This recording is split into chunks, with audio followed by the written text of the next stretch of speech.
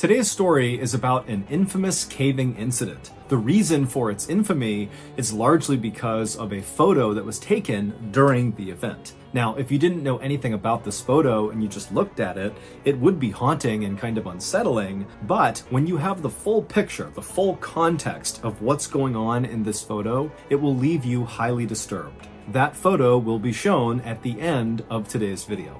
But before we get into today's story, if you're a fan of the strange, dark, and mysterious delivered in story format, then you've come to the right place because that's all we do, and we upload once a week. So if that's of interest to you, please offer to cut the like button's front lawn, but when you're done, be sure to blow all the grass clippings through an open window into their living room. Also, please subscribe to our channel and turn on all notifications so you don't miss any of our weekly uploads. Okay, let's get into today's story.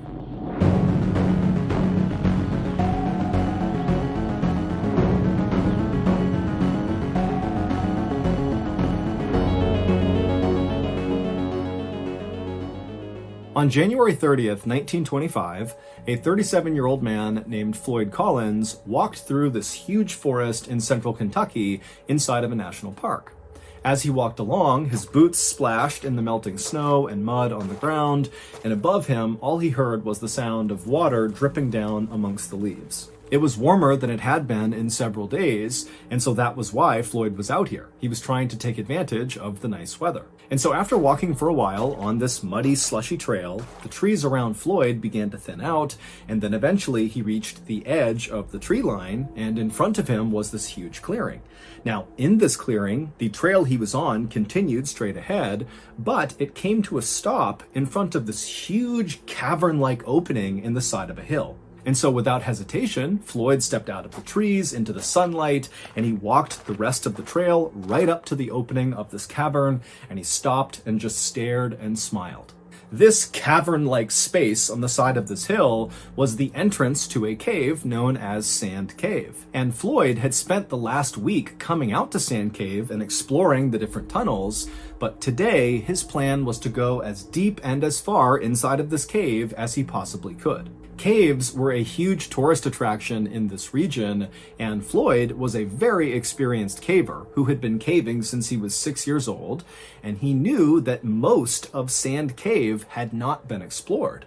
And so if he could go in there and explore all the different parts of the cave and map it all out and make sure it was safe, it was sure to be a huge moneymaker. He could bring people here and lead them on guided tours. So Floyd left the muddy path he had been walking on and stepped foot inside of this grand entrance to Sand Cave. It's basically this 250-foot wide cathedral-like space inside of this hill with ceilings high enough you could stand, but it's totally dark in there. And despite being this big open space, it very quickly funnels to this one kind of tunnel that goes straight down and connects to all these offshoot underground passageways, many of which have never been explored before. And so, as Floyd walked across this big open entryway, he lit his oil lamp and then began mentally preparing himself for what he was about to do, which was going to be very claustrophobia-inducing, even for a very experienced caver. And so Floyd reached the back of this huge entryway, and he reached this tunnel that would connect to the rest of the cave, and he began walking down it. And this tunnel was not very restricting. You could stand in it, you could move around in it, but it was very short. It was 15 feet straight down at an angle, where at the bottom of those 15 feet was a square hole in the ground. And Floyd, having been here the previous week, knew that once you go through this hole, the real caving begins. Now you're going to be down on your hands and knees, wriggling your way through these very tight and restricting areas where you don't really know where you're going, because again, a lot of this stuff has never been explored before. But this is why Floyd loved caving. He loved the adventure and the risk of doing things like this. And so Floyd got to this hole, he put his oil lamp down on the ground, he casually lowered himself feet first into this hole, which dropped down several feet, and then once he was on firm ground, he reached up, grabbed his oil lamp, and pulled it into the hole with him. Once he was inside of this lower level space, he crouched down and looked around, and off to his right was a tunnel that he could crawl through that seemed to lead to a series of other tunnels. And so he puts his lamp in front of him, he gets down, and he begins crawling through this tunnel. And after a little while, he reaches this kind of fork in the road where he had several options of very narrow tunnels to choose from. Now, the previous week, Floyd had gone down several of these tunnels and mapped out where they went, but there was one tunnel in particular at this fork that was very narrow. It was likely the most narrow of all the tunnels, but from where he had seen the last week, it looked like it went pretty far without obstruction. And so he immediately began going headfirst into this tunnel where he had no idea where it was going to go. Think about that. If you go headfirst into a tunnel and you get stuck, what are you going to do? You can't really go anywhere. So this guy is like totally fearless, just going headfirst into what most people would consider a nightmare scenario. And so the way Floyd would approach these very tight tunnels is he would put his oil lamp out in front of him, and then he'd keep his hands over his head, and he'd kind of wriggle his way headfirst and push his lamp along the way. And so that's what he did. He began going into this really restrictive tunnel. It's hard to breathe because the walls are so tight on his chest cavity. But as he's going, eventually the ceiling begins to slope upward just enough that he can pull himself up onto his hands and knees and kind of catch his breath. By this point, Floyd was approximately 55 feet underground. That's where this little pocket was, where he could get up on his hands and knees and breathe. And so from this position, he still could see with his lamp that this tunnel continued to snake further and further down, and his hope was that eventually it would lead to a big underground chamber that was not just big enough to go to your hands and knees on, but was big enough you could stand and walk around in, because those were the big tourist attractions. Not only because it seems like another world underground that you can fully explore and walk around in, but also, as Floyd knew from his past experience of going into other caves, a lot of times those big underground chambers are full of Native American artifacts. And again, that was a huge potential moneymaker for people like Floyd because it allowed him to advertise that this cave where tourists could go explore was full of all this rich history. And so Floyd eventually, after catching his breath in this little spot, got back down onto his stomach with his hands out in front of him, with the lamp out ahead of his fingers, and he began going deeper and deeper into this unexplored section of Sand Cave. And as he inched along, even though the ceiling remained very tight on top of him, he's totally compressed to the ground, the walls on either side of him began to expand, which meant Floyd, if he wanted to, could actually turn himself around, although he couldn't stand up. And so Floyd is making his way down this very low ceiling area when he notices his oil lamp is beginning to flicker, which means it's going to go out soon. Now, Floyd wasn't concerned about suddenly being in the darkness inside of a cave. Now, to most people, that would be terrifying, but Floyd, again, was so experienced, he was very confident that he could easily make his way out again just by touch. He didn't need the light. But he did know that trying to move around inside of a cave in the darkness was dangerous, and so he should not do that if he could avoid it. And so as much as Floyd wanted to continue and hopefully find something incredible inside of this cave, he decided he really needed to just turn around and go back to the surface and come back the next day to continue exploring. And so, because this part of the tunnel he was in was really wide, he was able to turn himself around and drag his lamp until he was facing back uphill, and then he rolled onto his back. So his head is pointing back up where he came from, and his feet are pointing in the direction that he had previously been traveling, and he's on his back.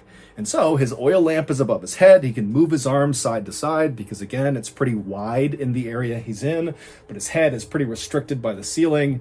And he began inching with his heels and pushing with his arms, moving up the tunnel on his back. And as he would move, he'd use his head and his hands to push the oil lamp back up the direction he was going. And for a little while, this system worked great.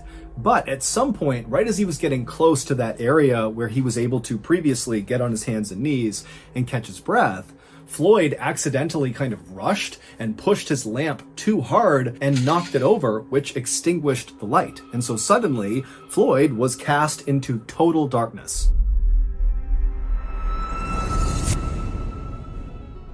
Have you ever thought to yourself, wow, MrBallen is so cool, I just wish there was some way he and I could come together and lay the smackdown on the ultra-successful, highly popular social platform Discord? Well, if that's you, today's your lucky day. Because our partners over at Discord just told me that if I wanted to host a live storytelling event on Discord, they would uncap the number of people who could watch it live. For reference, Discord has never done this before, because if you allow an unlimited number of people to join a live stream at one time, it could easily destroy the server temporarily. But you know what they told me when I asked them how they felt about having that be a potential outcome? They said, "Don't worry, John. That would only happen if you had at least 10,000 people on the show at once. And that's not going to happen."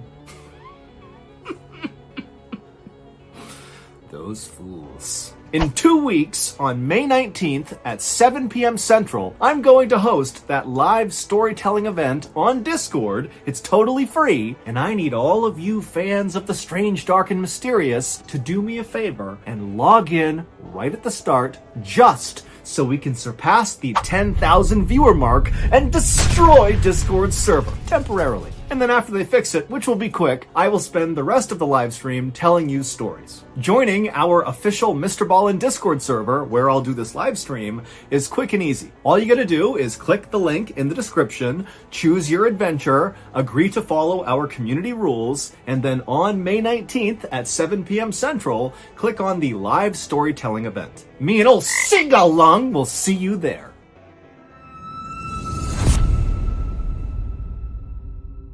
Now, again, Floyd was not concerned or really even scared about being in darkness inside of this cave, but this was not a good scenario and he knew it.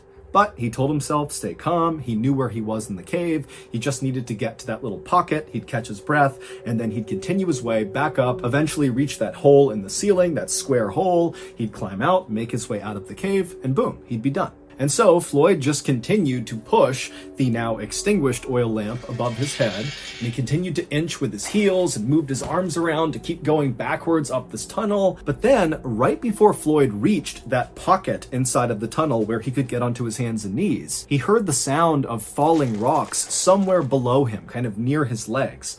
Now it's pitch black, he can't see anything, and so Floyd just kind of held his breath and hoped that whatever was happening wouldn't affect him. But then he felt a shooting pain in his left leg.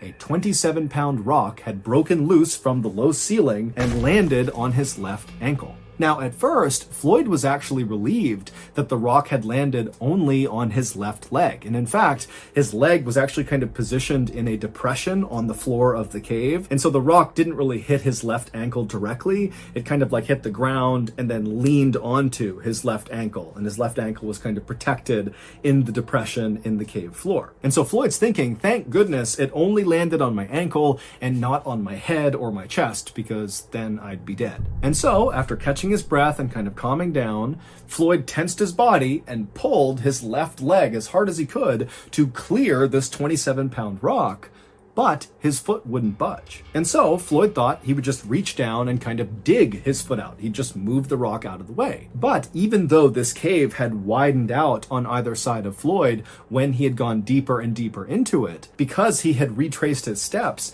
he was farther up the tunnel where those sides had really come in much closer to him. And so he wasn't able to actually reach down and touch the rock.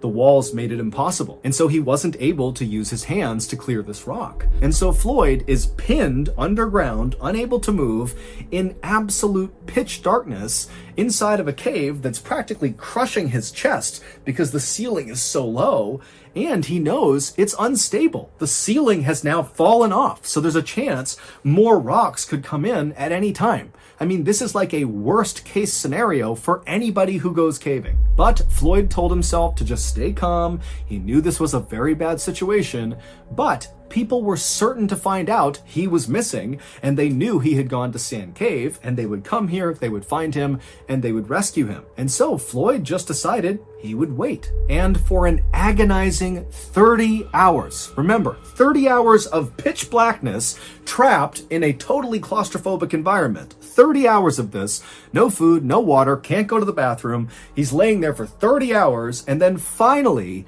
he hears a voice coming from somewhere near the entrance of this cave. And when he heard that voice, it was like the sweetest sound he had ever heard. Because not only did they represent help, but the voice was coming from Floyd's brother, Homer, who was also a very experienced caver.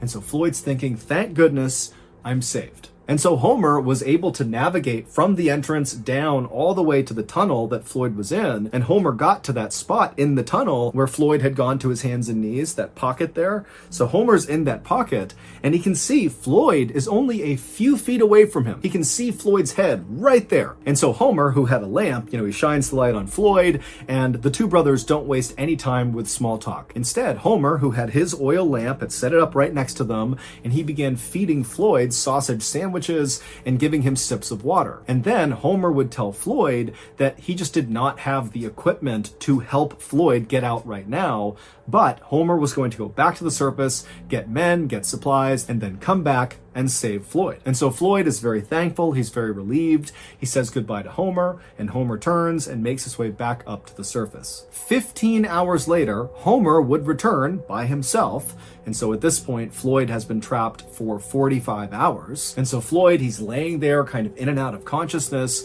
and he hears the sound of Homer calling out to him, and then he hears the sound of Homer chiseling away at some rocks. It would turn out Homer's plan to save Floyd was basically to chisel away the side of this section of tunnel that Floyd was stuck in order to be able to reach down and somehow, some way, clear the rock off of Floyd's leg and then pull Floyd up. Now, Floyd understood, of course, that this plan of chiseling away the side of this tunnel to make it wider was going to take some time. But luckily, Homer had shown up with more food and water, and they chatted the whole time as Homer worked, and so Floyd was in good spirits, and Homer was very optimistic. But after 8 hours of Homer slowly chiseling his way, widening this tunnel, he hadn't made much progress, and he was totally exhausted. I mean, you gotta remember that the angle he was working at was horrible. He was basically crouched down on his hands and knees, chipping away at this rock. And so after those 8 hours, Homer would leave Floyd and go back home and sleep and eat and drink and kind of recover. But he told Floyd, don't worry, tomorrow more men will be here to help chisel away this tunnel and get Floyd out of there. But over the course of the next 50 hours, Floyd remained trapped inside of this tunnel with the rock pinning his leg, and despite Homer and several other men getting down there and very diligently chipping away at this tunnel, it just was not happening very quickly. And so over the course of those 50 hours, Floyd began going in and out of consciousness, and he began not being able to differentiate between what was real and what was not. At one point, he would say that he believed the cave had kind of opened up and these angels riding golden chariots with flaming wheels had come in to save him. And as they were lifting him out of the cave, he smelled food and coffee. And then suddenly his hallucination cleared and he realized he was trapped in the darkness all alone, still in this cave. And it was like it destroyed his morale. And so Floyd is really starting to go downhill, and the rescuers are realizing they need to do something, and they need to do something now. But at the 130-hour mark, things got even worse for Floyd. As he was laying there in the tunnel, this was sometime in the middle of the night, and so no rescuers were actively down there trying to chisel their way down to him. He was laying there and he was listening to the sound of the running water somewhere outside the cave, and that sound was kind of amplified down to him. And then all of a sudden, he heard the sound of falling rocks somewhere up above, and then when those rocks stopped and it went silent again, he could not hear the sound of the running water. It was very muffled. And that was when he realized that there must have been a cave-in somewhere higher up in the cave, which meant potentially there could be a significant block just to get down to him. Forget about widening this tunnel. I mean, he could be actually entombed inside of Sand Cave. And so Floyd did the only thing he could do, which was to pray. It would turn out that cave-in had indeed blocked the way for rescuers to get down to Floyd. And because of how extensive this cave-in was, the rescuers actually decided to start carving a brand new tunnel that would join up with the side of Floyd's tunnel. I mean, this is an even bigger undertaking than just chiseling the side of the tunnel that Floyd was in, which was their original plan and had taken several days. And so now they have to build this brand new tunnel to Floyd. And so finally, on February 16th, 1925, so a staggering 17 days from the time Floyd got first stuck in this cave, the rescue team finally punched through and reached Floyd. And as soon as they did, the lead rescuer looked over at Floyd, And then he paused, he turned up, and he just said, "Dead." It would turn out shortly after that cave-in, which sealed Floyd in completely inside of Sand Cave, at some point over the next couple of days, those rocks began to break free and tumble down the cave and began striking Floyd until finally one or several of those rocks hit him in the head or chest and killed him. So just imagine you are trapped. You've been there for several days. You're in total darkness. You're entombed inside of this cave, and periodically rocks just come tumbling down and smash into you. Who knows how long it took to kill him, but that has to be one of the most agonizing ways to go ever. Shortly before that cave-in first happened, a photographer took a picture of Floyd, who at the time believed he was going to get out, and all the rescuers believed they were going to get him out. But shortly after this photo was taken, the cave-in would happen, and at that point, Floyd didn't know it, but he was doomed. Here is that photo. Floyd's body was eventually removed from Sand Cave. However, instead of being buried, because of the interest around this cave rescue that ultimately failed, there was a decision made to actually put Floyd's body on display inside of another cave. Basically, Floyd's body became a tourist attraction. And it would remain a tourist attraction for decades until finally he was removed from that cave and given a proper burial. So that's going to do it. If you enjoyed today's story, be sure to check out our podcast called the MrBallen Podcast, where we have literally hundreds of stories just like this one, many of which are exclusive to the podcast, which means you cannot hear them on YouTube. Again, it's called the MrBallen Podcast, and it's available exclusively on Amazon Music.